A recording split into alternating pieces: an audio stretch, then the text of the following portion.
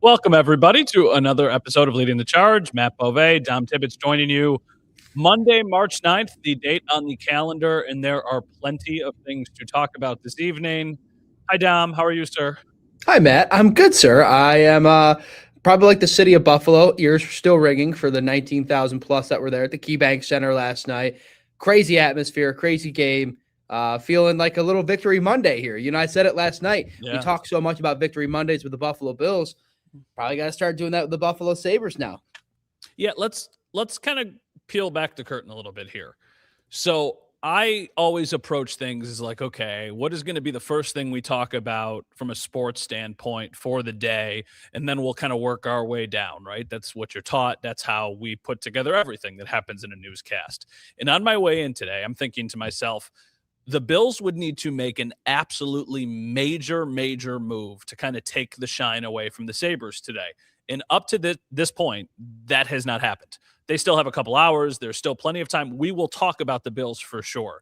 But I want to start the show talking about the Sabres because honestly, I think they deserve it. They've earned it. They have played so unbelievably well and have people so unbelievably excited that I think it's a really fun time in Western New York for hockey.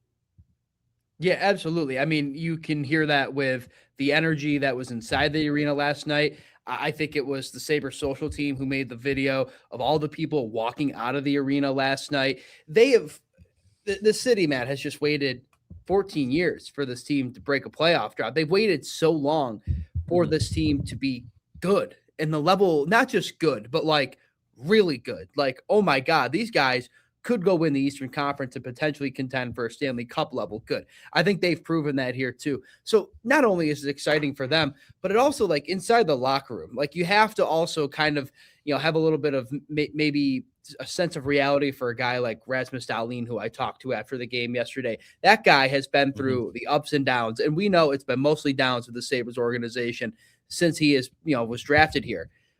He is now finally, and along with other guys like Tage and Alex, kind of the first guys that come to mind too, they're finally seeing the years of having to go through the highs and lows and the years of having to go through those lean years and the struggle of, what was it, in 22-23, them coming up a point short of making the playoffs when Don Granato was the head coach. And, so many of those like blunder stories, the heartache, the, oh my God, the Sabres, I can't believe they're this bad kind of narrative that's been around them. Well, it's finally gone. And I think you can sense that inside the locker room, and you can sense that definitely with the fan base right now. The city of Buffalo is buzzing. And I remember I think you told this to me right when I kind of first started, because we started right in football season when I got here in June of 2022. But this city, when hockey is buzzing, which it hasn't for a while, but when it is, it's noticeable, and it's a complete difference. And the city is definitely buzzing. That's for sure. I grew up at a time when the Sabres were the hottest ticket in town. Like, I'm from Western New York, and I was in my peak years of learning and following and falling in love with sports in the mid 2000s. And those Sabres teams were so much fun coming out of the lockout. 05-06, that team surprised everybody and went on a run to Game 7 of the Eastern Conference Finals. The next year, they were the best team in hockey. Then they fall short again in the Eastern Conference in the finals. They had a couple of years where they had some minor step backs, but then they got back to the playoffs a few years later. So, like, for me, growing up, the Sabres were the main act. Now, the Bills, the NFL, that is still always what more people around the country are going to be talking about. I understand that. That's not lost on me. But there's something about when the Sabres are good in this town. Think about how many games there are. Think about the idea of a playoff series and the storylines that develop with a series, this push that they're going to have. With football, you have a game, then you wait another 7 days, then you do it again. With hockey, it's like, okay, they played Saturday night, they get a win. They play Sunday night, it's a huge win. Now they got another game on Tuesday, and then on Thursday, and then on Saturday. So there's just so many different layers to it. It is just a really fun time for hockey fans. I've said it a couple times. It's like, hey, good things come to those who wait. Sabres fans have waited a really long time, and they have been rewarded with a team that's just really talented. And Dom, you were there last night. Mm-hmm. I have been fortunate. One of the perks of this job is that I have been able to experience and be in the building for a lot of really cool sporting events. I was not there last night. You were there. Let me tell you, watching that game on TV, I had major FOMO. I was like, man, I am so mad that I am not there. A Yeah, Sunday with my family is nice, but when that game was going, I was like, man, that building must be ready to fall over. well, it's funny because Tuesday night, the Vegas game, just knowing kind of the circumstances around that one, it's an Eichel return, but it's the first home game since the Olympic break. Tage is a gold medalist. They're doing the whole thing there too. And you were at that one. I wasn't. I had a little bit of FOMO in that kind of aspect too. But yeah, it was the electric buzz, the atmosphere in there. I think at one point with it's roughly 6 minutes to go. I'll call this behind the curtains too of what we do. And I think you're kind of the same process as me here, Matt. So when we sit up in the press box at a Sabres game with about 6 minutes to go, we start making our way downstairs to go do the interviews in the locker room with the players after the game. And then we wait for Lindy Ruff in the post-game media availability room. Well, as I stand up to go walk towards the elevator, take me down from the press box to the bottom floor, Zucker scores the game-tying goal. Place goes nuts. I thought the roof was quite literally going to have to be re-repaired. It was going to get blown off. And then we get downstairs, and outside of the media room, there's a big TV that a lot of like the security people and a couple other reporters are watching it on. And Doan scores a power play goal, which is just it felt like the arena was quite literally going to collapse. Like it sounded like an earthquake was going off. I could hear like the feet, the crunching of the cement. I was like, this is crazy. It's electric, a little terrifying. But I also think like this is like a moment think of the people like you, Matt, who grew up here, and like the fans of this team have waited so long for this kind of opportunity. That 60 minutes of hockey last night could almost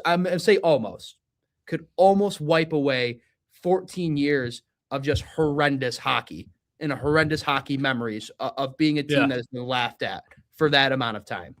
Yeah, I mean, I was thinking last night, I thought about two things, and they're not perfect comparisons, but they're the things that initially came to mind. This to me does feel very 05-06 Buffalo Sabres, and my position now is very different than it was then, as a diehard Sabres fan growing up. Obviously now you cover the team, so you're kind of thinking about everything from a coverage standpoint, but I'm like, man, this team is good and this team is talented, and they're probably also a little bit naive too, which is a good thing, right? Like they could get into the playoffs, and I don't think the moment is going to be too big for them because they don't know what the moment is.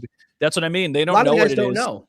Yeah. And there's certainly playoff experience in that room. So that's one of the things I thought about. The other thing I thought about a little bit, and it's not a perfect comparison, but I always think back to with the Bills because they've been so good for so long.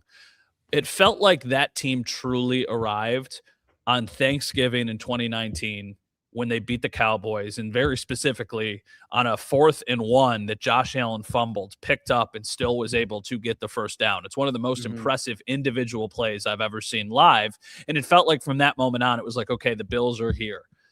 Last night, the Sabres game to me felt a little bit like that, of their arrival kind of for a national audience. Here in Buffalo, they've been playing really great hockey for several months. When they beat the Stars on New Year's Eve this year, I was like, whoa, like this team's pretty legit. That's impressive. But so many people were talking about this game last night, and it's because of the fights, and it's because of all the goals and all of the stuff that surrounded it.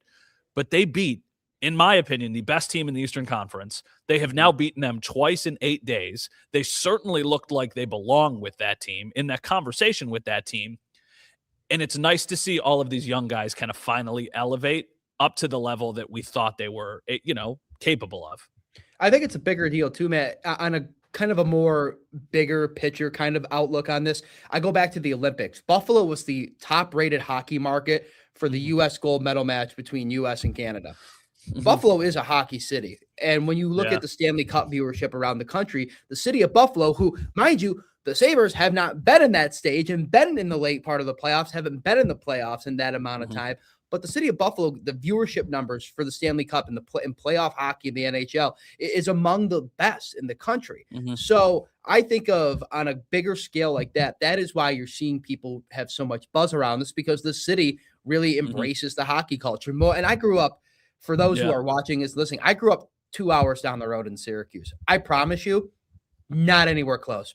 Hockey culture escapes, I think, the second you probably, and I don't want to speak for Rochester, but I know it sure as heck doesn't make it past exit 43 eastbound on the I-90. That's for sure. Yeah. It doesn't.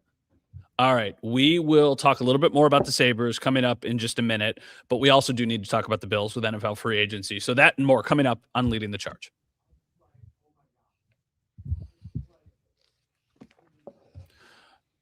How was it down at the arena? Oh,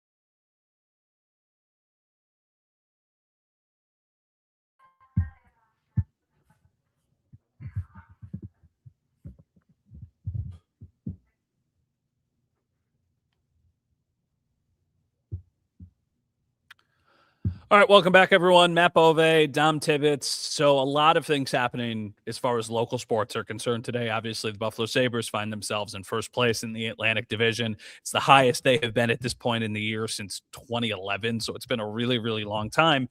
It's also the start of what is called in the NFL. Now they call it the negotiation period, which then last year That's I think not as was cool referred. sounding. No, legal tampering was the word that they Yeah. have, the phrase that they have been using for the last couple of years. Let's make something that sounds really complicated not complicated. Mhm. Free agency starts on Wednesday. Teams were able to start negotiating with free agents today. So a lot of players have already agreed to deals with their new teams. They can't officially put pen to paper until Wednesday. So this happened at noon. Now, for the Bills, there have been far more departures than there have been additions, at least to this point. So we'll start with the one singular addition, and then we'll get to the departures. So D. Alford is a cornerback who the Buffalo Bills have agreed to a 3-year deal worth up to $21 million. Played last year in Atlanta, has spent his entire NFL career in Atlanta. Dom, just Mhm. your initial thoughts on the addition. I know it just happened, so obviously we got to still do more research. Yeah, I'm not going to sit here and tell anybody that I studied enough Atlanta Falcon football to know what D. Yeah. Alford brings to the table here too. I just do know that it's an interesting pickup because to me, Matt, I have one or two thought processes when this move came down when I was doing our live shots outside the KeyBank Center was this is either going to be a move to provide depth in the cornerback room, or based on the money that I'm seeing there too, this feels like the very much the Taron Johnson substitution. Mm-hmm. I Yeah. don't know how the nickelback forms into the Jim Leonard defensive scheme here too, and I'm not going to pretend like I'm going to understand what Jim Leonard's going to bring and what the exact pieces he needs. But that seems probably more likely given the money that Buffalo is going to give him in this situation. So just maybe moving an older guy out of here, giving Taron a shot in LA now, and then, bringing in a new guy that can, kind of be molded a little bit more under this Jim Leonard defense. Yeah, my thought is basically what you said. He's a Taron Johnson replacement. He's cheaper. And for a position that's not going to be as valuable with the Jim Leonard defense, I think they wanted somebody who they believe in. And I'm not saying that they didn't with Taron. I'm just thinking they wanted somebody new that was a little bit more affordable and probably a little bit younger, maybe has a little bit more explosiveness in his game at this point in his career. The reported numbers that we'll see the next couple of days are always kind of more juiced up from the agents to make it seem like they or their client got a much better deal than they ultimately did. I think when it's all said and done and the dust settles, this D. Elford deal will be a lot different than the $21 million we're seeing right now.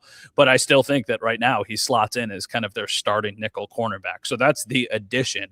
Now let's talk about the subtractions. Anybody in particular stand out? I think there's three notable subtractions that we've learned about today, and I'll let you take dealer's choice on any of them that you want to talk about. The most notable, I think you're going to have the same answer, man. It's David Edwards. I think it's just because of how solidified the offensive line is. And you kind of got, when the 4-year deal that the Bills have agreed to with Connor McGovern that will go official Wednesday kind of happened over this weekend. That to me signified, I think to everybody else here, that they're going to have to move on from David Edwards. It didn't ever feel like you're going to have the money to be able to pay those guys because they both deserved a pretty big payday. And that's what David Edwards got himself now with the New Orleans Saints there too. So I think that's most notable because that's a big spot in that guard position now for probably an Alec Anderson to slide up into, right? Like that's been a really trusted unit for Josh Allen as well. The interesting one is Mitch Trubisky, only because what do the Bills do now at backup quarterback? Do they draft somebody, some depth guy in the 5th, 6th, 7th round? Do they go, and I'm looking at some of the quarterback numbers. I mean, Kenny Pickett, Matt, got reportedly $7.5 million to go to Carolina, or I believe, or wherever he's going. So, I think the Bills with Mitch Trubisky gone, which is not shocking, but it also puts them in a situation where they're going to have to maybe throw some money or trust some youth to come and back up Josh Allen. You know who's going to be their next backup quarterback? You, Dom. You're going to be their next backup quarterback. Sign me up. GDAR. You would get a raise if you became a backup quarterback. They're getting $5 or $6 million a year right now. That's basically what Mitch Trubisky got. The other subtraction today, we talked about David Edwards. We talked about Mitch Trubisky. It's fullback Reggie Gilliam. Now, I am not going to tell you that the sky is falling because the Bills lost their fullback, but he was a nice player, and he was a really, really nice guy, worked his butt off, has been kind of an unsung hero for this offense for years. I mean, we're talking about somebody who plays in the run game. I mean, he plays like 20% of snaps. And they have Jackson Hawes now, who I'm sure they're going to start to be a little bit more creative with his usage. They're not redundant because one's a tight end and one is a fullback, but their primary functions are both blocking and paving the way for others. When I think of Reggie Gilliam, I will be thinking of him getting behind Josh Allen and trying to push him as hard as possible into the end zone. And that worked for a lot of times. Now, here's, I think, the thing that stings for the Bills. It's not the fact that they're losing him. It's the fact that they're losing him and he's staying in the division to go to the New England Patriots. So now you're going to have to see him a couple times a year. And that's a player who I think really kind of became, I don't want to say a fan favorite, but somebody who was always kind of like hey, that guy deserves more credit than he ultimately gets. If I can just say one quick thing, because I know we have to toss a break here, Matt. Maybe this just proves that there is going to be an evolution in Joe Brady's offense, right? The need to not have a fullback, right? I think there's a lot of fans who are probably like, hey, if we get an evolution in the offense and Joe Brady's able to put the ball in Josh Allen's hands more and do a little bit more creative things with it, I think they are losing. Reggie Gilliam is going to sit pretty well with them. I think people will not lose sleep over it.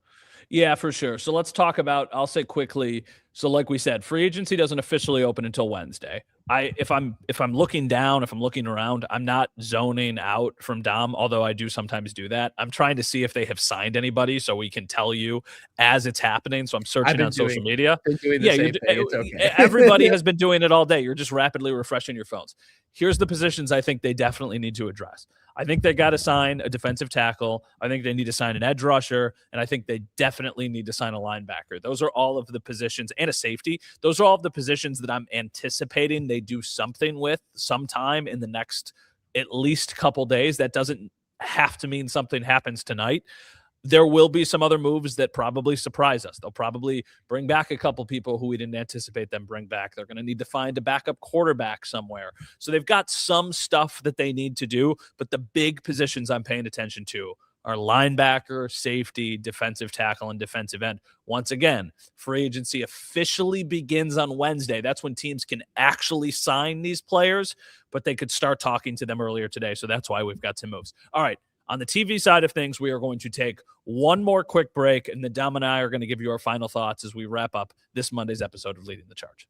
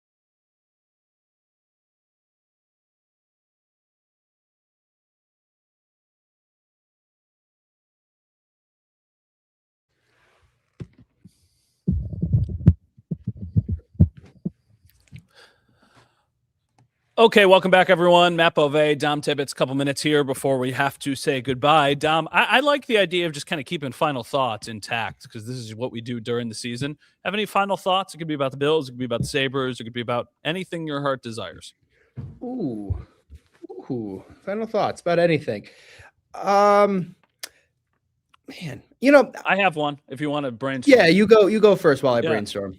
Listen, my final thought is that I had a chance to bring my daughter to the Sabres game on Saturday, and it was an unbelievably cool full circle moment for me. You know, this is our first child.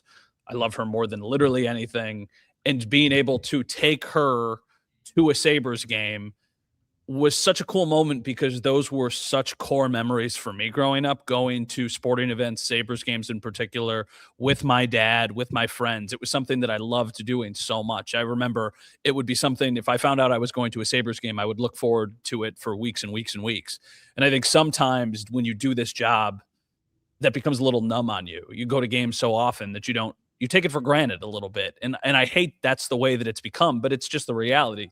So being able to go to the game with her was so special because I got to share something that I love doing so much with her and kind of watch her take it all in. She will not remember this at all in a couple of years, but I'll remember it forever. And that was a really, really cool moment for me. Dude, I don't know how I'm gonna top that. That's so nice. That's very awesome. And for those who don't know, a little behind the scenes here, Matt texted me, said, "Hey, we're about to be on the video screen. Please get your phone out." Yeah. And I captured the moment when they popped on. I'll keep it on the Sabres. And I will say, I think one element that we don't talk a lot about, and it's not for any good or bad reason, just because a lot of focus on the players in this team. But through the Sabres' rise over the last 3.5 months or so to getting to the place where they are atop the Atlantic Division, how sweet is this for Lindy Ruff? I mean, what a story it's been for him to come back here this entire time, right? Like, has to, goes elsewhere, coaches the Devils for a while. I remember seeing him on the sideline of the Philly Bills game back in 2023 when he was still coaching the Devils. He was on the Bills sideline there to watch this. Who would have known about a year or so later he comes back, he inherits this team. The first year just does not go well last year. A lot of questions. Is Lindy Ruff the guy? What were we thinking to do? What were we thinking to begin with to bring this guy back here? But I think amidst all this, the Sabres rewriting a new chapter of their history and Lindy Ruff also having a piece of this. When you go back and look at last night, comparing that team to the 05-06 team, who was the head coach? Lindy Ruff. Tom Tippett, Matt Bove. Have a great night, everybody. We'll talk to you guys soon.